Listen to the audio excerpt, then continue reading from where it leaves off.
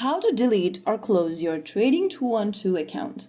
Hi everyone, welcome back to Trading for Beginners. To delete your Trading 212 account, first of all, launch open your Trading 212 application on your device. Also, make sure that you are logged into your Trading 212 account, and once you're inside the home page, go to the bottom right corner and tap the horizontal menu button. Now, go ahead and select Settings. Inside Settings, tap on My Account from the top and select Account Details under My Account. Now, you'll be able to see your registered email, customer ID, invest account ID, and the close account button at the bottom.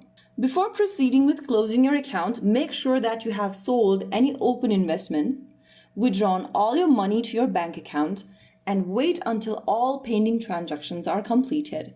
If anything is left out, then the closure may be blocked. But if you don't have any of those, you can continue closing your account. Just select Close Account button under Account Details and confirm the account closure by clicking on Close Accounts. And now your account has been successfully deleted or closed. It is a super straightforward process, isn't it?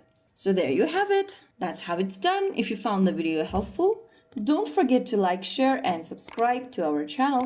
I will see you again in the next video. Thank you for watching.